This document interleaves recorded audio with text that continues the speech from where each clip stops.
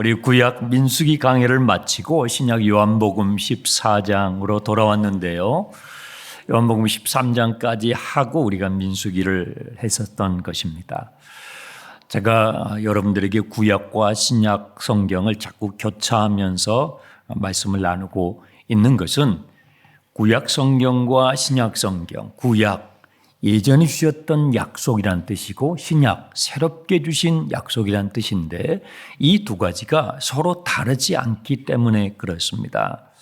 목사님, 저는 성경을 아무리 읽어도 제가 읽으면 다른 것처럼 구약하고 신약이 다른 내용인 것처럼 읽혀지는데 그것은 왜 그렇습니까? 라고 묻는 분들이 계실 수 있어요. 저도 그랬어요. 그런 분들은요, 조금 더 성경을 읽으실 필요가 있습니다. 여러분 가지고 계신 성경 요한복음 앞으로 조금만 넘기시면 요한복음 5장을 잠깐만 보시겠어요? 요한복음 5장에 이런 말씀이 있습니다. 39절 40절에 너희가 성경에서 영생을 얻은 줄 생각하고 성경을 연구하거니와 이 성경이 곧 내게 대하여 증언하시는 것이다. 주님께서 하신 말씀이에요. 우리가 성경을 읽을 때 어떤 기대가 있습니까? 세상에서 발견하지 못한 영원한 것을 발견하고 싶은 기대가 있죠. 그것을 주님은 여기에서 영생이라는 단어를 사용하셨습니다. 그리고 그 성경의 그 영원한 것의 그 핵심이 뭐냐면 그것이 나에 관한 것이다. 예수 그리스도에 관한 것이다라고 주님이 말씀해 주고 계셔요. 이 구절에 조금 밑으로 내려오시면 요한복음 5장 46절 47절에 모세를 믿었더라면 또 나를 믿었으리니 이는 그가 내게 대하여 기록하였습니다. 그러나 모세의 글도 믿지 아니하거든 어찌 내 말을 믿겠느냐. 구약의 모세가 기록한 그 글이 신약의 주님께서 하셨던 말씀과 전혀 다르지 않다라는 것을 직접 주님께서 말씀해 주고 계시는 것이죠. 자, 우리 14장으로 돌아와서요. 여러분의 이해를 돕기 위해서 제가 여러분 앞에 있었던 내용을 조금 제가 요약을 해드리는 게 좋겠습니다. 예수님이 십자가를 지시기에 하루 전날 밤에 제자들과 함께 식사를 하셨습니다. 혹자는 그것을 최후의 만찬이라고도 부르지 않습니까? 주님이 식사를 하시다가 겉옷을 벗으시고 허리에 수건을 두르셨어요. 그리고 대야에 물을 담아서 제자들의 냄새나는 발을 한 사람 한 사람씩 다 씻어주셨어요. 식사 도중에 일어난 일이니까 얼마나 당황스럽습니까? 주님은 내가 너희들에게 본을 보였으니 너희들도 이와 같이 서로의 냄새나는 발을 씻겨주어라라고 당부하셨어요. 예수님은 말씀만 하신 것이 아니라 그것을 몸으로 몸소 보여주신 것입니다. 그러면서 이미 목욕한 사람은 다 씻을 것이 없고 발만 씻으면 된다. 그런데 너희가 다 그런 것이 아니라 너희 중에 한 사람은 나를 팔게 될 거야. 여러분 식사 도중에 주님이 그 12명의 제자들을 놓고 너희들 중에서 한 사람이 나를 팔게 될 거야 할 때에 식사가 넘어가지 않았겠지요. 내가 아닐까? 혹시 내가 그런 사람이 아닌가? 내가 예수님을 저 십자가의 형벌에 팔아넘기는 바로 그 장본이 내가 아닐까 하면서 서로 의아해했을 것입니다.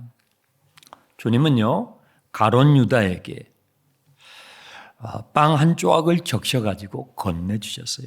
가룟 유다는요, 건네받은 그 빵 조각을 먹지 않고 어두운 밖으로 나갔습니다. 13장 31절 내용입니다.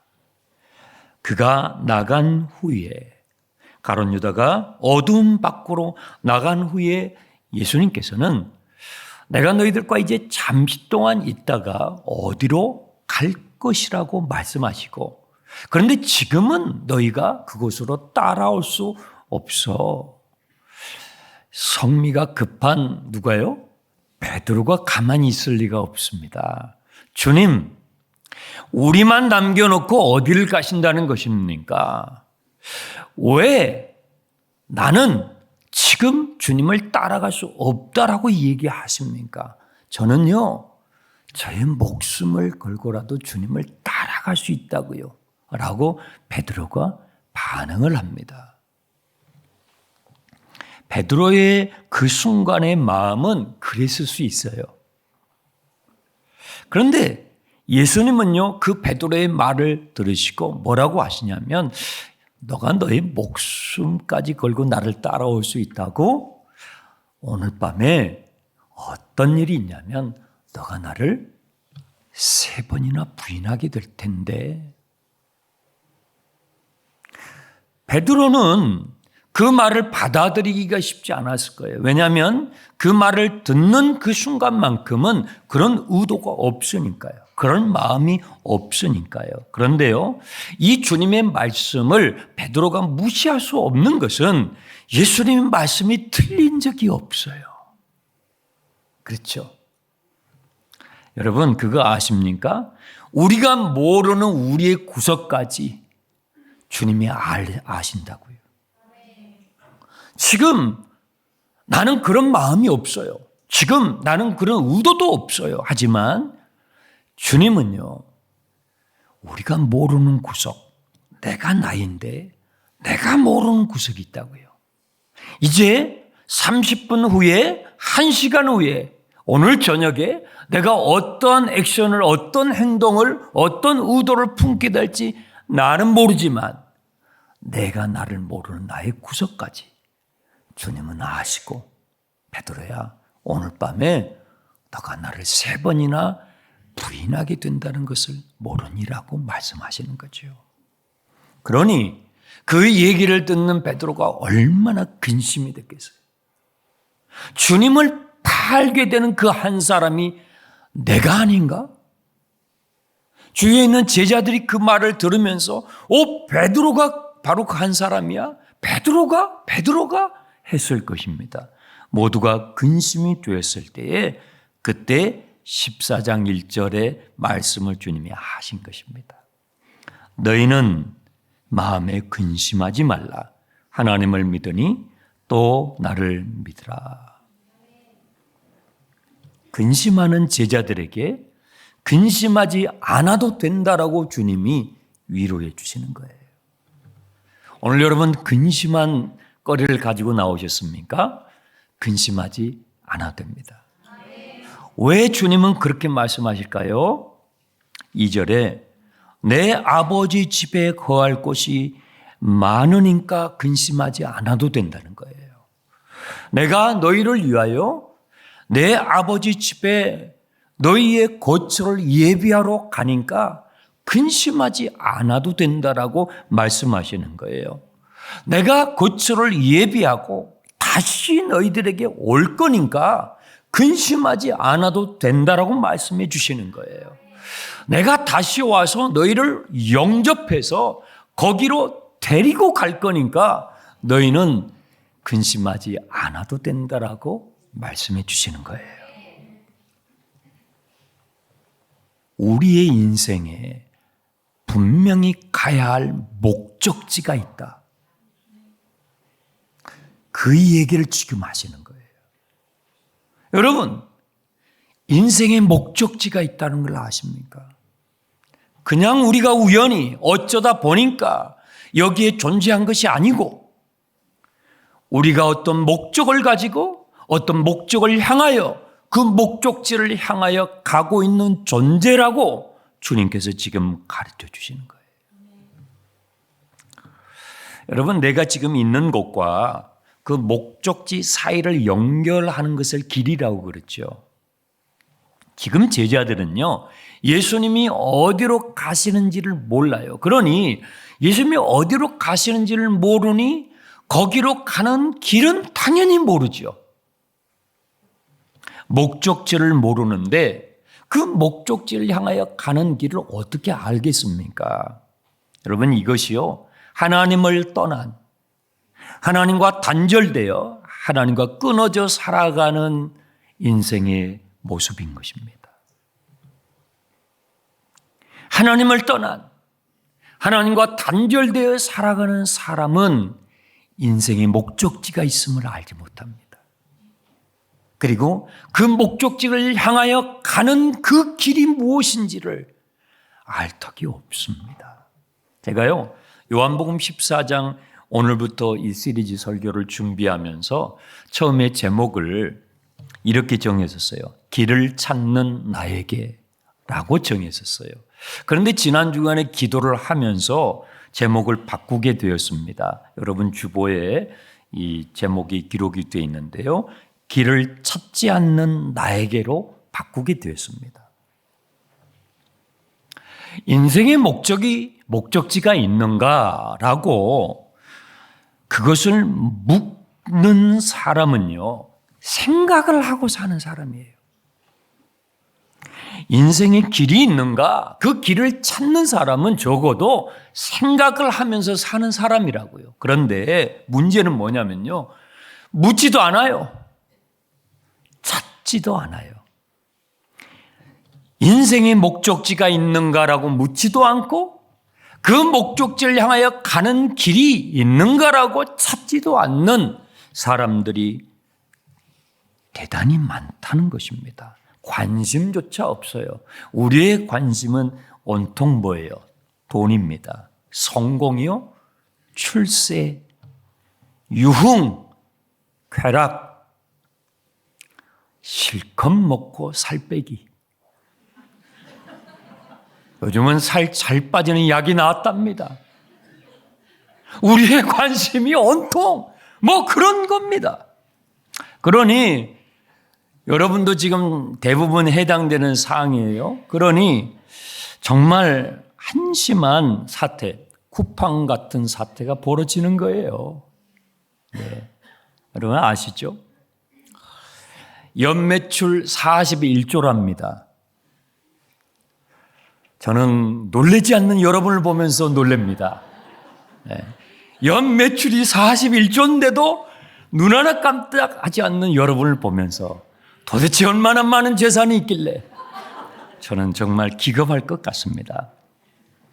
우리나라 역사상 온라인 거래에 정말 최대 규모의 정보 유출이 됐어요. 가입한 국민의 3천만 370만 명의 정보가 털렸어요. 내가 누구에게 이 물건을 주문해서 전달했는지 그 정보, 나의 이름과 상대방의 정보, 그동안에 여러분이 1년, 2년, 3년 막 주문했던 그 모든 여러분의 개인의 정보가 다 털렸단 말이에요. 그런데 그 기업의 실질적인 대표는요, 뻔뻔하게 아무 사과가 없어요. 그리고 정말 더 한심한 사실은요, 그러한 뉴스가 지금 매일 나오고 있는데도 이용자 수가 더 늘어났다는 거예요.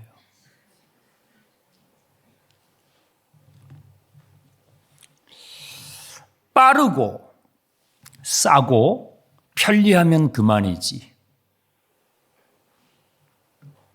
빠르고 싸고 편리하면 그만이지 하는 이 쿠팡적 세계관에 다 갇혀버렸어요. 길들여져 버렸어요. 저도 이제 교회에 출근을 하면 그 쿠팡에서 온 이 박스들이 있더라고요. 뭐 그런 일이 벌어져도 상관없어요. 네, 와 있어요. 누군가는 사용을 한 것입니다. 제가 그런 모습을 보면서 참 그 회사 대표 하시는 분은 영악한 분이구나 하는 생각을 갖게 됐습니다. 왜냐하면요, 현대인들이, 우리들이 열렬하게 숭배하고 있는 우상이 무엇인지를 그 사람은 알고 있어요. 간파했어요. 현대인들이, 오늘날의 현대인들이 열렬히 숭배하고 있는 우상은요, 빠르고 비용 적게 들고 편리한 신을 좋아합니다. 빨리빨리 챙겨주고 비용 적게 들고 편리한 신을, 우상을 현대인들은 너무나 좋아합니다. 느리고 비용이 많이 들고 불편한 신은 매우 싫어합니다. 매우 싫어하죠. 여러분, 예수님은 누구십니까? 왜 우리는 메리 크리스마스라고 합니까? 예수님은요, 인생의 목적지가 있는가 묻지 않는 우리에게, 저와 여러분들에게 그 목적지를 향하여 길이 있는가라고 그 길을 찾지 않는 우리에게 참으로 더디게, 참으로 많은 비용을 지불하시고 참으로 불편스럽게 정말 낮은 자리에 그 베들레헴 마을 구유통에 찾아오셔서 너의 인생에 분명한 목적지가 있어 라고 알려주시고 그 목적지에 도달하는 분명한 길이 있어. 아니, 그 길이 바로 주님 자신인 것을 알려주시는 것입니다. 그래서 크리스마스가요, 항상 우리에게 기쁜 성탄이에요. 우리가 가지고 있는 우상을 다 깨뜨리거든요. 우리가 즐겨하는, 우리가 열렬히 숭배하고 있는 바로 여러분 안에 있는 우리의 삶 가운데 길들여져 가고 있는, 정말 기가 막히게 길들여져 가고 있는 그 우상을 산산조각 내기 때문에 성탄절은 항상 기쁜 것입니다. 근심하는 우리에게 근심하지 않아도 돼 라고 위로해 주시기 때문에 성탄절은 기쁜 것입니다. 오늘 여러분을 근심하게 하는 것이 무엇입니까? 오늘 여러분 어떤 근심하는 일이 있습니까? 목적지를 몰라서 근심하십니까? 그 목적지를 향하여 가는 길을 몰라서 근심하고 계십니까? 근심하지 않아도 됩니다. 왜냐면요, 주님이 여러분과 함께 계시기 때문입니다. 여러분이 주님을 놓지 않는 한 여러분의 삶에 항상 길이 있습니다. 주님이 길이 되십니다. 지금 우리 성탄절 자선냄비 봉사를 앞에서, 태극당 앞에서 섬기고 있습니다. 비가 오고 저녁이 되면 제 마음에 봉사로 나가시는 여러분들을 보면서 담임 목사가 우리 성도님들을 고생시키는 거 아닌가 하는 생각이 들었다가 그 마음을 접습니다. 생각해 보십시오. 불과 몇 년 전에 우리들은 성탄절이 되면요, 새벽송을 했습니다. 그렇죠? 교회에 모여서 떡국을 먹고요, 집집마다 돌아다니면서 기쁘다 구주 오셨네 캐롤송을 부르고요, 그리고 가면 그냥 있지 않습니다. 그분들이 평소에 교회에 안 나오셔도 그 방문한 분들에게 자그마한 선물을 나눕니다. 그러면 그것을 가지고 교회에 옵니다. 그리고 올라이트를 해요. 그 선물을 또 나눕니다. 내가 좋아하는 남학생이, 내가 좋아하는 여학생이 혹시 내 선물을 받지 않을까? 두근거리면서 우리는 또 선물을 주고받았습니다. 우리는 다 그런 경험이 있습니다. 그런 추억이 있습니다. 그래서 저는요, 자선냄비 봉사를 계속 했으면 좋겠어요. 계속 했으면 좋겠어요. 네, 몇 분밖에 지금 고생을 많이 하셨네요. 이번 수요일 날 여러분 기억해 주세요. 수요일 저녁 밤에 8시에 뮤지컬이 있어요. 근데 그냥 뮤지컬이 아니에요. 저 세종문화회관 예술의 전당에서 보는 그런 뮤지컬이 아니고요. 우리 교회 청소년들이 만든 뮤지컬이에요. 여러분, 청소년들이 교회에 나오기 얼마나 어려운지 아시죠? 어른들도 어려워요. 우리 교회 성도님들은 대부분이 멀리서 오시니까요. 차를 타고. 그런데 어른들보다도 교회에 오기가 정말 어려운 세대가 지금 10대 청소년들입니다. 그런데 그 청소년들이요, 지금 밤마다 교회 와가지고 몇 달 동안 자기들이 직접 시나리오 쓰고요. 다 각자 배역을 맡아가지고 얼마나 열심히, 아까 잠깐 보셨잖아요. 얼마나 열심히 성탄을 준비하고 있는지 모릅니다. 여러분 자녀들과 꼭 같이 오시기 바랍니다. 그러면 손자, 손녀들과 함께 성탄 이브에 오셔서 기쁜 성탄절을 맞이하시기를 주님의 이름으로 축복합니다.